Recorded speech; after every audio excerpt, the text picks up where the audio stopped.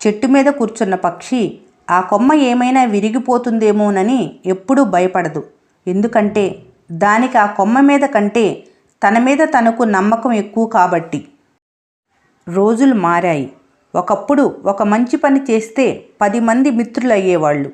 ఈ రోజుల్లో ఒక మంచి పని చేస్తే 25 మంది శత్రువులు తయారవుతున్నారు.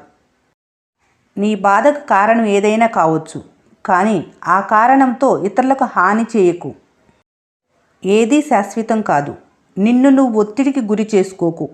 ఎంతటి గడ్డి పరిస్థితి అయినా సరే మారిపోక తప్పదు.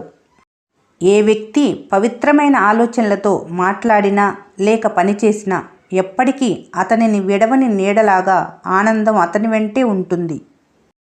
మంచివారు సంతోషాన్ని పంచుతారు, చెడ్డవారు అనుభవాన్ని నేర్పుతారు.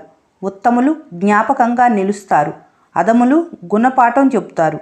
అందుకే జీవితంలో ఏ ఒక్కరిని నిందించకు. ఎప్పుడైనా సరే అడిగే ప్రశ్నలో పద్ధతి ఉంటే వచ్చే సమాధానంలో సంస్కారం ఉంటుంది. మనకు కుదిరినప్పుడు కాదు, అవతల వారికి అవసరమైనప్పుడు చేస్తేనే దానిని సహాయం అంటారు. మన ఆలోచనలను సరిచేసుకోవటమే మన జీవితాన్ని మనం సరిచేసుకోవటం. మంచివాణ్ణి పొగిడితే మరింత మంచివాడవుతాడు. అదే చెడ్డవాణ్ణి పొగిడితే ఇంకా చెడ్డగా తయారవుతాడు. మన గురించి మన వెనక మాట్లాడుతున్నారంటే దాని అర్థం వాళ్ళు సాధించలేనిది ఏదో మనం సాధించామని అర్థం. మన వెనక మాట్లాడే వాళ్ళు ఎప్పటికీ అలా వెనకబడే ఉంటారు. నేను ఏ పని చేయలేను అని అనుకోవటం వల్ల ఎలాంటి ప్రయోజనం ఉండదు. ప్రయత్నిస్తాను అనుకున్నప్పుడు ఏదైనా సాధించగలుగుతావు. మానవుడు ద్వేషంతో ధనవంతుడు కాలేడు, కోపంతో గుణవంతుడు కాలేడు, కానీ మంచితనంతో మాత్రం మాధవుడు కాగలడు. మన మీద మనకు నమ్మకం పెరగాలంటే అంతరాత్మ జవాబుదారీగా ఉండాలి. మన మీద ఇతరులకు నమ్మకం పెరగాలంటే మన తప్పులకు మనమే బాధ్యత వహించాలి. నలత పడని కళ్ళు ఉండవు, కలత చెందని మనసు ఉండదు.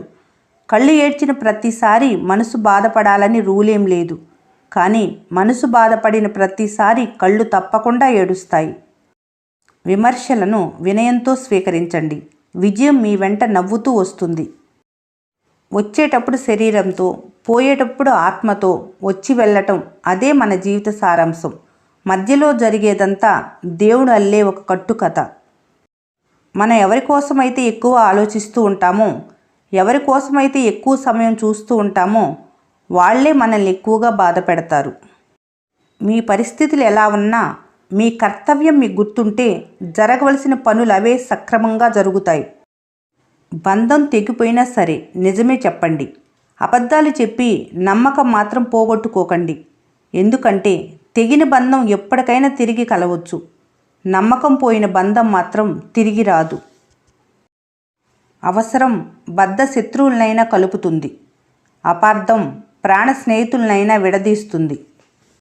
ఈ వీడియో మీకు నచ్చినట్లయితే మన స్నేహ ఛానల్ని లైక్ చేయండి, సబ్స్క్రైబ్ చేసుకోవడం మర్చిపోకండి. Thanks for watching.